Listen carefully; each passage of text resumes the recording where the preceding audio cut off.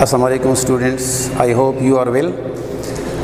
आज हमारा first lesson है क्लास 9th मैथ्स का यूनिट 1 और इसमें हमारा टॉपिक है मैट्रिसेस। तो सबसे पहले हम मैट्रिक्स के बारे में पढ़ते हैं कि matrices is the plural of matrix, और इस पे काम सबसे पहले किसने किया था? इसको सबसे पहले एक मैथमेटिशियन आर्थर केले ने 1860s में इंट्रोड्यूस किया था, और साइंस में इसका बहुत वसी पैमाने पर इस्तेमाल है। तो इसकी डिफिनीशन ये है, यानी matrix is a rectangular array. Array means arrangements of real numbers enclosed in square brackets। यानी अगर हम रियल नंबर्स को स्क्वायर ब्रैकेट्स में अरेंज कर लें तो उसको हम मैट्रिक्स कहते हैं। और इसको हम एक आपकी बुक में इसकी मिसाल मौजूद है कि अगर हम एक मिसाल और आपके बुक में मौजूद है कि पाकिस्तान और इंडिया के माबैन हॉकी का मैच खेला गया है, और उसमें टोटल जो प्लेड मैचेस हैं वो हैं 8, और इसमें वोन मैचेस यानी पाकिस्तान ने कितने मैचेस जीते? 4। इंडिया ने कितने मैचेस जीते हैं? 3। और इसमें जो मैचेस ड्रॉन यानी जो ड्रा हुए हैं वो है 1 और 1। लास्ट मैचेस पाकिस्तान ने कितने मैचेस हारे होंगे? पाकिस्तान ने टोटल मैचेस हारे हैं 3, इंडिया ने मैचेस हारे हैं 4। अब ये मैट्रिक्स को एक्सप्लेन करने के लिए एक एग्जांपल है, आपकी बुक में मौजूद है, आप इसको पढ़ सकते हैं। अब अगर हम ये इंफॉर्मेशन यानी Pakistan, India, played, won, drawn और लास्ट, अगर ये हम इससे हटाएं तो हमारे पास रियल नंबर रह जाएंगे 8, 4, 1, 3, 8, 3, 1, 4। अब अकॉर्डिंग टू डिफिनीशन अगर हम इसको इनक्लोज कर लें स्क्वायर ब्रैकेट्स में तो इसको हम कहते हैं मैट्रिक्स। अब मैट्रिक्स को हम capital letter A, B, C या किसी और लेटर से इसको हम रिप्रेजेंट करते हैं। इसके अलावा इसके अंदर जो हमारे पास रियल नंबर्स हैं इनको हम क्या कहते हैं? इनका नाम, इनको हम कहते हैं एलिमेंट्स या एंट्रीज हम कहते हैं। एलिमेंट्स और एंट्रीज। अच्छा, इसके बाद ये तो अकॉर्डिंग डिफिनीशन हमने एग्जांपल से इसको लिख लिया कि मैट्रिक्स होता क्या है, और इसके अंदर जो रियल नंबर्स हैं उनको हम क्या कहते हैं? एलिमेंट्स या एंट्रीज।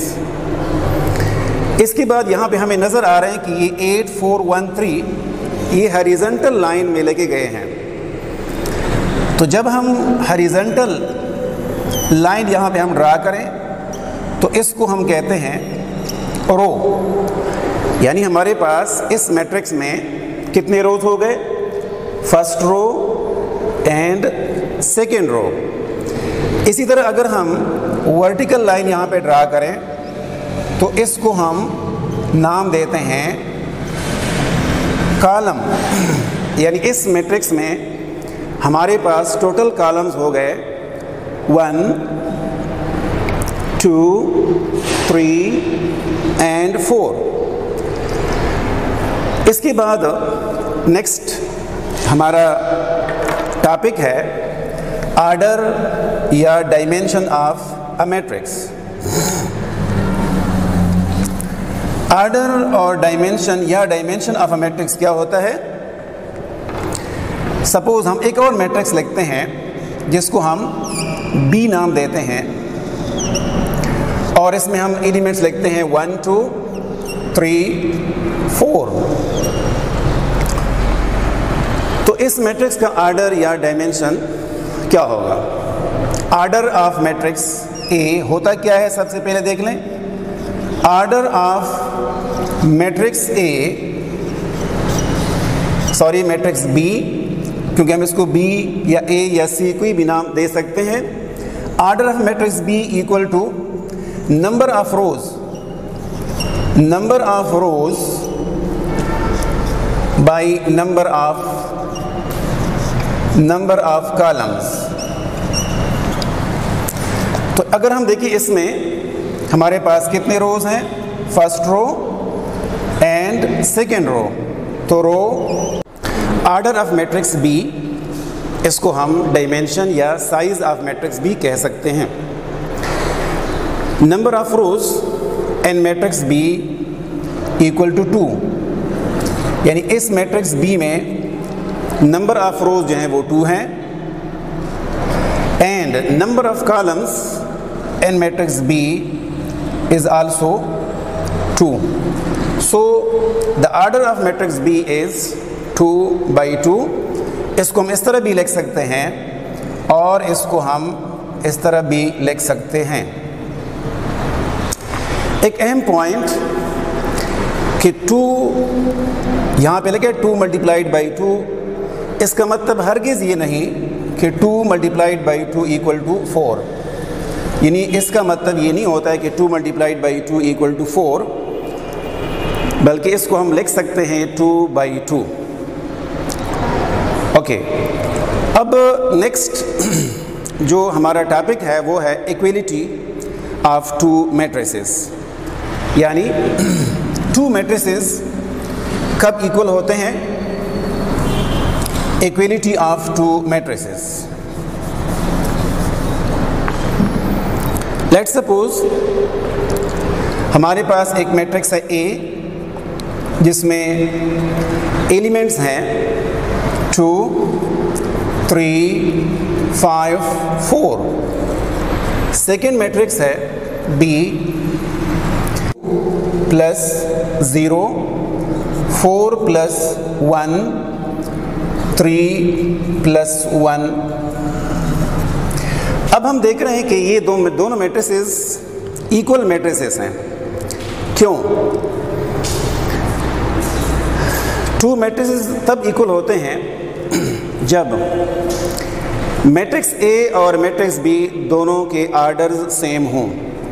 अब हम देख रहे हैं फर्स्ट पॉइंट कि मैट्रिक्स ए का जो ऑर्डर है वो है 2/2 और मैट्रिक्स बी का जो ऑर्डर है वो भी 2/2 है, 2/2। सेकेंड पॉइंट ये है कि इसके जो करस्पॉन्डिंग एलिमेंट्स हैं वो आपस में इक्वल हों। यहाँ पे हम देख रहे हैं फर्स्ट एलिमेंट 2 है मैट्रिक्स ए में, मैट्रिक्स बी में फर्स्ट एलिमेंट अगर हम 1 + 1 कर लें तो इससे भी 2 आता है। इसी तरह सेकेंड एलिमेंट 3, सॉरी यहाँ पे 2 + 1, अगर हम देख लें मैट्रिक्स बी में सेकेंड एलिमेंट 2 + 1, इससे भी 3 आता है। नेक्स्ट यहाँ पे एलिमेंट 5 है मैट्रिक्स ए में, और मैट्रिक्स बी में करस्पॉन्डिंग एलिमेंट यानी 5 का करस्पॉन्डिंग एलिमेंट 4 + 1, इससे भी 5 आता है। लास्ट नंबर 4, यहाँ पे 4 आ रहा है, एलिमेंट 4 मैट्रिक्स ए में। अगर हम यहाँ पे देखें 3 + 1 और इससे भी 4 आता है, तो इसका मतलब ये है कि ये दोनों मैट्रिसेस इक्वल मैट्रिसेस हैं। पहला पॉइंट क्या होना चाहिए कि दोनों मैट्रिसेस का जो ऑर्डर है वो सेम होना चाहिए। सेकंड, जो करस्पॉन्डिंग एलिमेंट्स हैं वो आपस में इक्वल होने चाहिए, तो इनको हम कहते हैं इक्वल मैट्रिसेस। ओके, अब हम आते हैं एक्सरसाइज पे। एक्सरसाइज 1.1।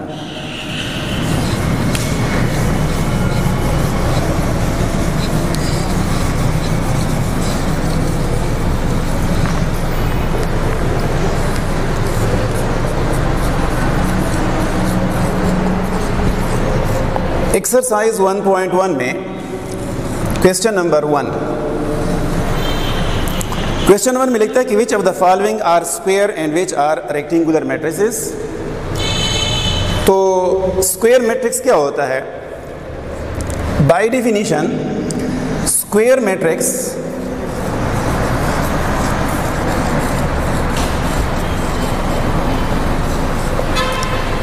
वो मैट्रिक्स जिसमें number of rows equal to number of columns हों, वो मैट्रिक्स जिसमें number of rows equal to number of columns हों। फॉर एग्जांपल एक मैट्रिक्स है ए जिसमें एलिमेंट्स हों 1 2 3 4।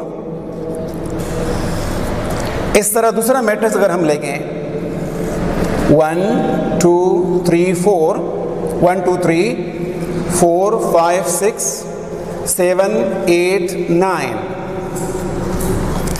एक मैट्रिक्स मैंने सी लिखा जिसमें एलिमेंट है 2। तो अब ये तीनों मैट्रिसेस मींस ए बी और सी ये स्क्वायर मैट्रिसेस हैं। क्यों? क्योंकि इसका जो ऑर्डर है वो 2 बाई 2 है, यानी नंबर ऑफ रोज इसमें 2 रोज हैं, नंबर ऑफ कॉलम्स इसमें 2 कॉलम्स हैं। सो the matrix A is a square matrix. इसी तरह मैट्रिक्स बी जो है ये भी स्क्वायर मैट्रिक्स है। रीज़न ये है कि number of rows which are 3 and number of columns which are 3 means order of matrix B is 3 by 3, so the matrix B is a square matrix. Matrix C is also a square matrix. Reason ये है कि इसमें एक रो है और इसमें एक column है, इसलिए हम मैट्रिक्स C को भी स्क्वायर मैट्रिक्स कहते हैं। तो इसके बाद है रेक्टेंगुलर मैट्रिक्स। रेक्टेंगुलर मैट्रिक्स में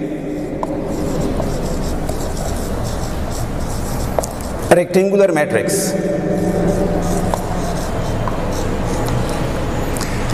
मैट्रिक्स में क्या होता है? इसकी एग्जांपल हम लिखते हैं नंबर ए। फर्स्ट एग्जांपल है अगर मैं लिखूं यहाँ पे 1 2। सेकेंड एग्जांपल है 1 2।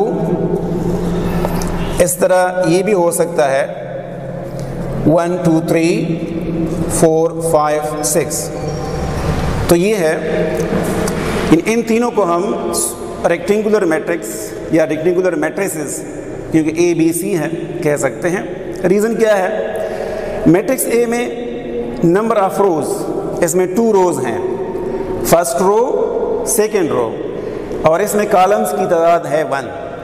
यानी अगर हम देख ले रेक्टेंगुलर मैट्रिक्स वो मैट्रिक्स होता है जिसमें number of rows is not equal to number of columns, और रोज की तादाद कॉलम्स की तादाद के बराबर नहीं होता है। Number of rows 2, number of columns 1, so the matrix A is a rectangular matrix. Matrix B, इसमें हमारे पास एक रो है और इसमें जो कॉलम्स हैं वो हैं 2, यानी number of rows is not equal to number of columns, so matrix B is a rectangular matrix. Matrix C is also a rectangular matrix. Reason ये है कि इसमें नंबर ऑफ रोज 2 है, नंबर ऑफ कॉलम्स हमारे पास 3 हैं, तो इसलिए matrix C is a rectangular matrix. लिखते हैं कि list the order of the following matrices. वो तो आपको मैंने एक्सप्लेन कर लिया कि हम किसी भी मैट्रिक्स का ऑर्डर कैसे लिखते हैं, इसलिए क्वेश्चन नंबर 2 आप ख़ुद सॉल्व कर सकते हैं। यहाँ पे अगर आपको डेफिनेट मैट्रिसेस दिए हैं तो इनके हमने ऑर्डर्स लिखने हैं और वो आप कर सकते हैं। क्वेश्चन नंबर 2 थोड़ा आपके लिए नया होगा, क्वेश्चन नंबर 3। क्वेश्चन नंबर 3 में हमें एक मैट्रिक्स दिया हुआ है, मैट्रिक्स ए।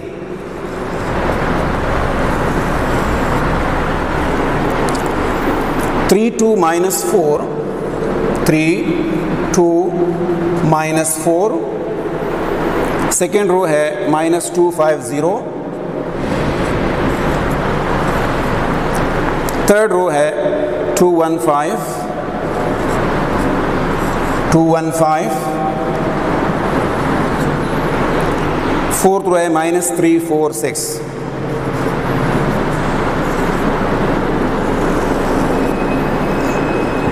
आपसे क्वेश्चन ये हुआ है कि आपने बताना है given the following elements. Number 1,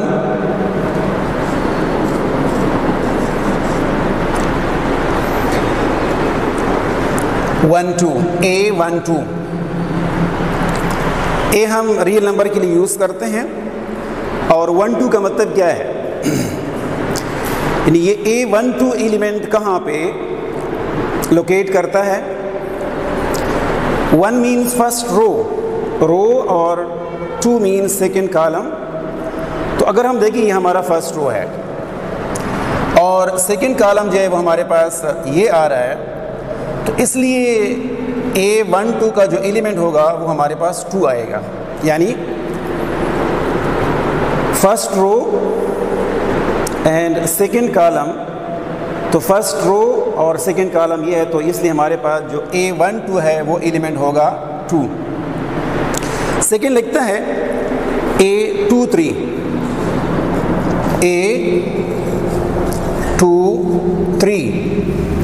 तो इसी तरह 2 means second row, 3 means third column. तो अगर हम देखें सेकेंड रो ये है और थर्ड कॉलम हमारे पास ये आ रहा है, तो A23 इक्वल टू 0, तो वो एलिमेंट हमारे पास होगा 0। इसी तरह A32 number third A32, 3 means third row and 2 means second column, so the number is 1 and so on. Question number 4 की तरफ आते हैं। Which of the following matrices are equal? वो भी मैंने आपको एक्सप्लेन कर दिया है कि इक्वल मैट्रिसेस क्या होते हैं। इक्वल मैट्रिक्स हम तो 2 बातों का ख्याल रखते हैं। नंबर 1, दोनों मैट्रिसेस का जो आर्डर हो वो सेम होना चाहिए। नंबर 2, करस्पॉन्डिंग एलिमेंट्स का इक्वल होना ज़रूरी होता है। अगर आप अपनी बुक को देख लें क्वेश्चन नंबर 4 में, तो इसमें A, B, C और D मैट्रिक्स हमें दी हैं, तो लेकिन की ज़रूरत नहीं है क्योंकि आपको मैंने एक्सप्लेन कर लिया है A, B, C। तो मैट्रिक्स A का जो इक्वल मैट्रिक्स है वो अगर हम देख लें वो है नंबर D, यानी मैट्रिक्स A का इक्वल मैट्रिक्स है मैट्रिक्स D और मैट्रिक्स B का इक्वल मैट्रिक्स है मैट्रिक्स C। स्टार्ट कर लेते क्वेश्चन नंबर 6। क्वेश्चन नंबर 6 में हमें 2 मैट्रिसेस गिवन है। आप देख रहे हैं कि यहाँ पे मैट्रिक्स जो फर्स्ट मैट्रिक्स है इक्वल टू सेकंड मैट्रिक्स, तो इट मींस कि ये दोनों मैट्रिसेस इक्वल हैं। अब हमारा जो रिक्वायर्ड है, हमने जो फाइंड करना है, इसमें आप देख रहे हैं कि हमारे पास मिसिंग एलिमेंट्स हैं, x है, y है, z, a, b and c हैं। अब इनको हमने फाइंड करना है और साथ हमें दिया हुआ है कि first matrix is equal to second matrix. तो जब 2 मैट्रिक्स इक्वल होते हैं तो उनमें हम सेकेंड पॉइंट ये पढ़ते हैं कि मैट्रिक्स फर्स्ट मैट्रिक्स और सेकेंड मैट्रिक्स में जो करस्पॉन्डिंग एलिमेंट्स होते हैं वो इक्वल होते हैं। अब हम लिख सकते हैं, या अगर हम यहाँ पे लिखें सोल्यूशन में, by comparing corresponding elements, by comparing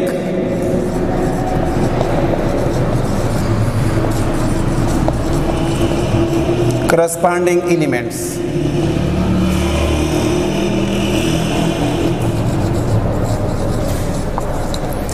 हम करस्पॉन्डिंग एलिमेंट्स को इक्वल लिख सकते हैं क्योंकि दोनों मैट्रिसेस इक्वल हैं।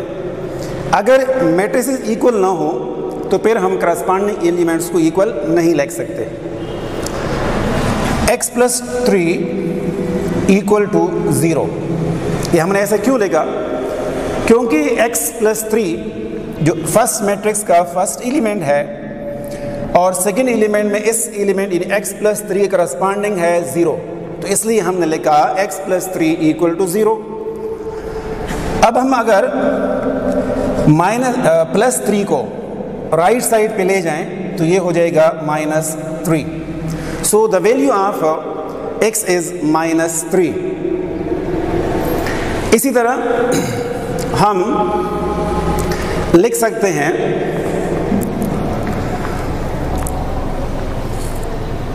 z+4, जो सेकेंड एलिमेंट है वो है z+4 और यहाँ पे सेकेंड एलिमेंट है 6। तो हम लिख सकते हैं कि z+4 = 6 लिख सकते हैं, क्योंकि z+4 का करस्पॉन्डिंग एलिमेंट सेकेंड एलिमेंट में 6 है।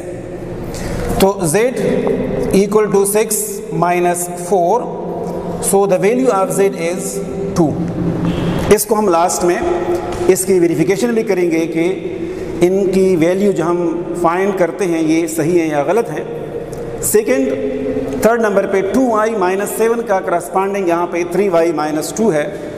सो 2y - 7 = 3y - 2।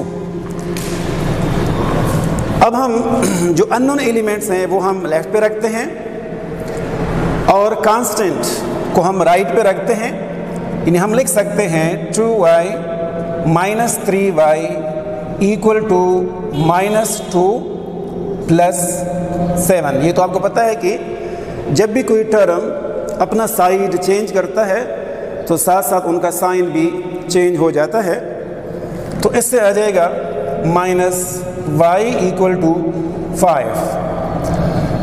अगर हम बोथ साइड में, क्योंकि हमें सिर्फ y चाहिए नॉट -y, अगर हम बोथ साइड में -1 मल्टीप्लाई करेंगे तो इससे आ जाएगा -1 मल्टीप्लाई करेंगे तो इससे आ जाएगा -5। सो the value of y is -5।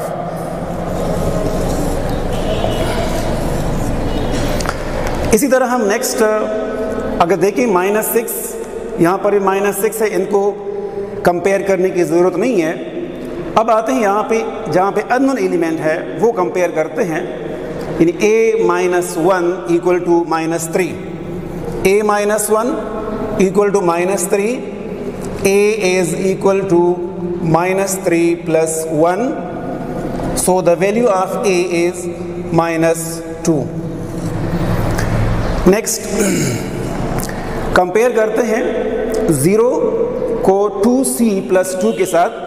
यानी हम लिखते हैं 0 is equal to 2c + 2, या हम लिखते हैं कि 2c + 2 = 0। अब हम 2 को राइट साइड पे ले जाते हैं तो साथ साथ 2 का अपना साइन जो +2 है वो चेंज होकर -2 हो जाएगा।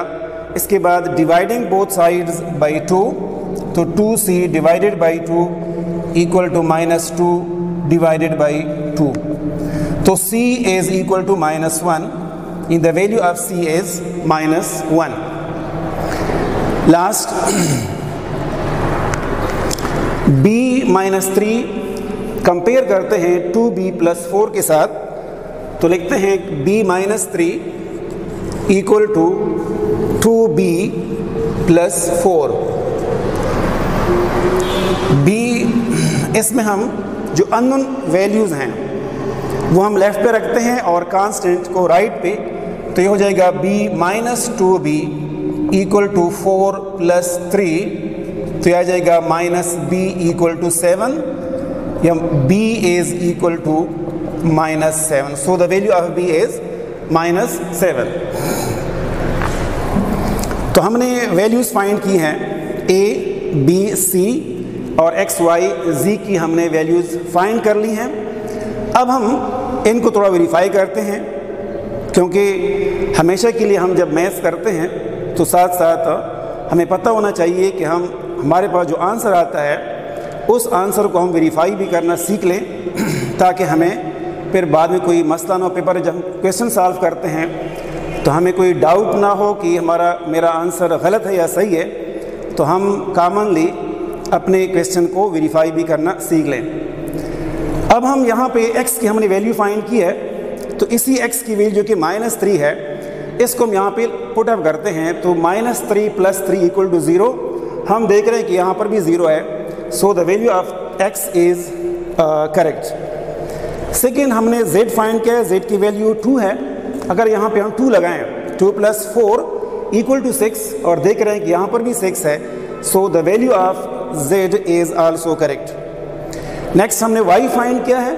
अगर हम यहाँ पे y की जगह पे -5 लगाएं तो -5 × 2 -10, -17, -5 × 3 -15, -2, -17, -17 इससे -17 आता है, so the value of y is also correct.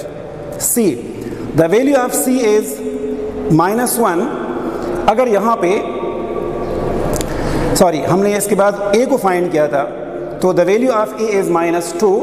यहाँ पे अगर हम -2 लगाएं तो -2 -1 सेम साइन वाले नंबर्स ऐड होते हैं, सो -2 -1 इज इक्वल टू -3 और हम देख रहे हैं कि यहाँ पर भी -3 है, so the value of a is also correct.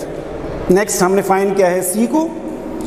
c की वैल्यू अगर हम देखें, यहाँ पे हम c की वैल्यू लगाएं जो कि -1 है, तो 2 × -1 -2, -2 + 2 = 0। हम देख रहे हैं कि 2c + 2 का करस्पॉन्डिंग यहाँ पे 0 है, so the value of c is also correct. Last b is equal to -7। अगर यहाँ पे हम देख लें b की वैल्यू हम लगाएं -7, तो -7 -3 इससे आता है -10। यहाँ पे अगर हम लगाएं b की वैल्यू -7 लगाएं तो ये आ जाएगा -14। तो -14 + 4 इज इक्वल टू -10। अब यहाँ पे इससे आया था -10 और इससे भी -10 आ रहा है, so the value of b is also correct. तो जब भी हम कोई क्वेश्चन करते हैं मैथ्स में और हम आंसर ले आते हैं, तो हमेशा के लिए आप ये सीख लें कि आप उस आंसर का वेरिफिकेशन भी साथ साथ सीख लें, ताकि आपको जब आप पेपर में कोई क्वेश्चन सॉल्व करते हैं और फिर आपको कोई डाउट ना हो कि ये मेरा आंसर गलत है या सही है। अब आते हैं क्वेश्चन नंबर 7 की तरफ। क्वेश्चन नंबर 7 भी इसी मेथड पे होगा, क्योंकि हमें इसमें 2 मैट्रिसेस दी हैं। Solve the following equation for a, b, c and d। अब हमें 2 मैट्रिसेस दी हैं। क्वेश्चन नंबर 7 पे आते हैं। क्वेश्चन नंबर 7 में हमें 2 मैट्रिसेस दी हैं और ये दोनों मैट्रिसेस इक्वल मैट्रिसेस हैं। तो बाय डेफिनेशन अगर हम देख लें, हमने इससे पहले इक्वल मैट्रिसेस में ये पढ़ा था कि इक्वल मैट्रिसेस वो मैट्रिसेस होते हैं जिनके करस्पॉन्डिंग एलिमेंट्स इक्वल होते हैं।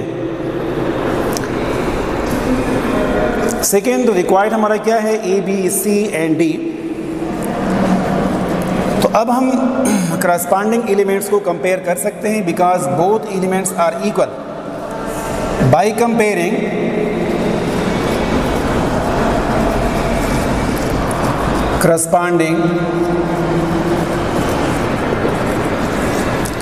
corresponding elements,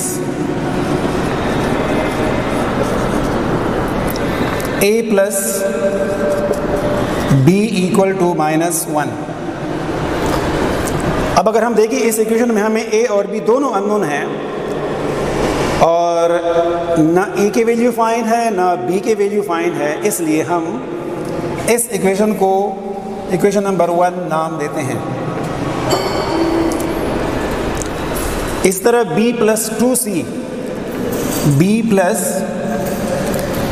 + 2c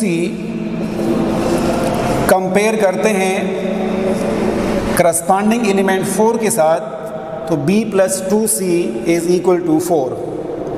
इसमें हमारे पास ना b की वैल्यू फाइंड है ना c की वैल्यू फाइंड है, तो इसलिए हम इस इक्वेशन को इक्वेशन नंबर 2 नाम देते हैं। इसी तरह 2c + d, next 2c + d compare करते हैं 8 के साथ, इन्हें लिखते हैं 2c + d इक्वल टू 8। इसको हम इक्वेशन नंबर 3 नाम देते हैं।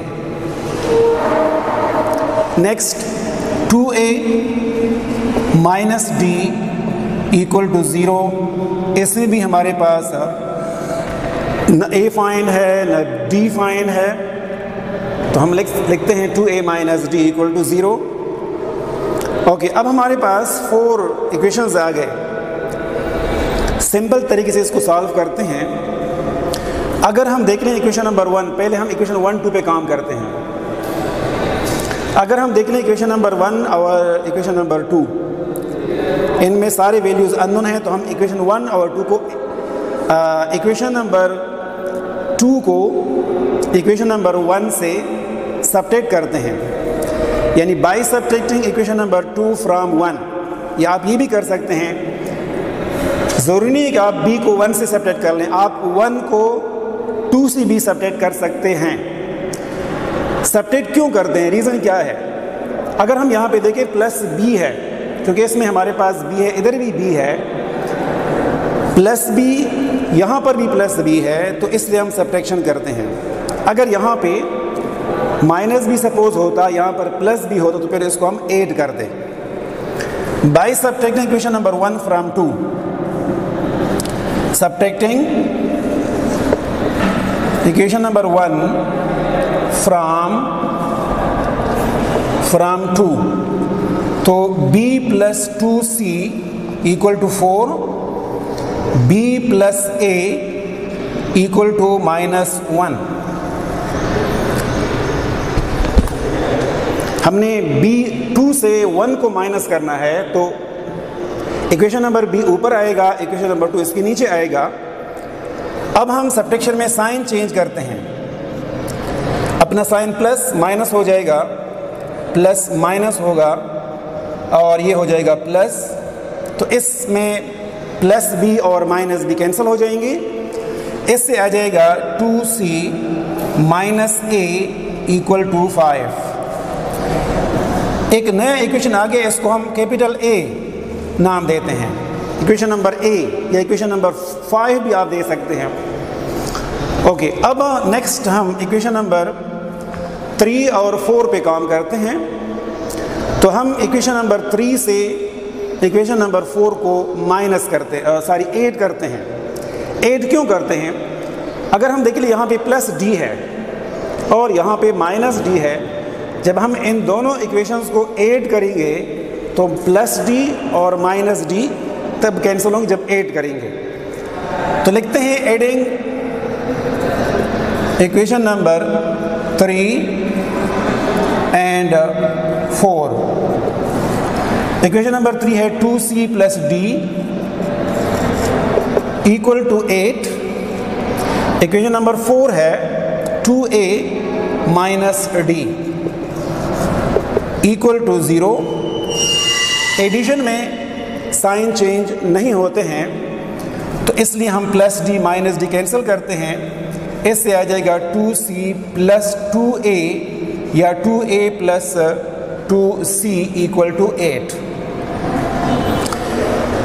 अब हम इसको इस इक्वेशन में से हम 2 कॉमन करते हैं, लेफ्ट साइड से 2 कॉमन करते हैं, तो यह आ जाएगा c, ताकि थोड़ा सा इक्वेशन शॉर्ट हो जाए, सिंपल हो जाए, c plus a equal to 8। Dividing both sides by 2, तो c plus a equal to 8, dividing both side by 2, तो c plus a equal to 4। इसको हम इक्वेशन नंबर b नाम देते हैं। अब हमारे पास टोटल इक्वेशंस पहले 4 थे, अब हमारे पास फाइनल 2 इक्वेशंस आ गए, इस पर हम काम करेंगे अभी। अब हम देखते हैं कि हम इक्वेशन नंबर a और b क्या करें। हम इक्वेशन नंबर a और इक्वेशन नंबर b को ऐड करते हैं। क्यों? क्योंकि यहाँ पे माइनस a आपको नज़र आ रहा है और यहाँ पे प्लस a है। जब हम इन दोनों इक्वेशंस को ऐड करेंगे तो माइनस a और प्लस a कैंसिल हो जाएंगे। हम इजीली c की वैल्यू फाइंड कर सकते हैं। तो लिखते हैं कि adding equation a and b। तो इक्वेशन a है 2c minus a equal to 5। Equation number b है c plus a equal to 4। Addition में साइन चेंज नहीं होते हैं, minus A plus A cancel हो गए, 3c 2c plus c 3c equal to 9, dividing both sides by 3, 9 divided by 3, so the value of c is 3। अब हम बाकी values easily find कर सकते हैं। अब हम बाकी वैल्यूज़ कैसे फाइंड करेंगे? हम c की वैल्यू, और c जो है वो इक्वेशन नंबर 2 में मौजूद है, तो हम c की वैल्यू इक्वेशन नंबर 2 में लगाते हैं, यानी put c is equal to 3 in equation number 2। तो equation number 2 becomes b plus 2 into 3 equal to 4, b plus 6 equal to 4, तो b is equal to 4 minus 6, b is equal to minus 2, so the value of b is minus 2। अब आते हैं next.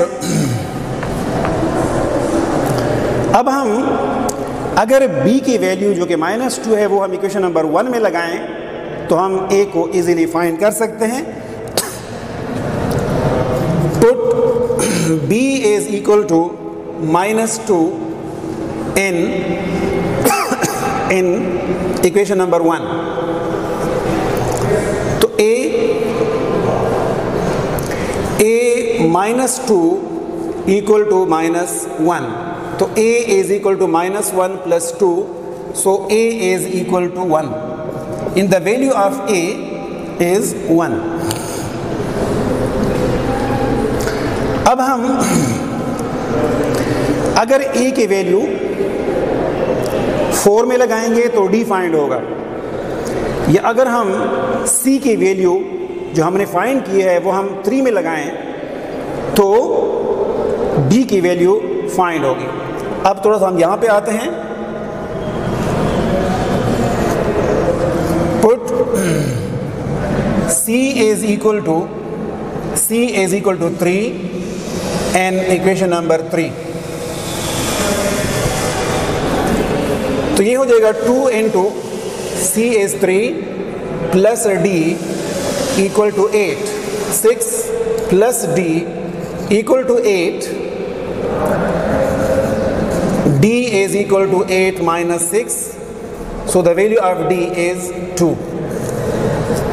Last value, यानी हमने a, b, c और d को find कर लिया, ठीक है, और हमारा रिक्वायर्ड जो था वो था a, b, c को फाइंड करना था, a, b, c, d को।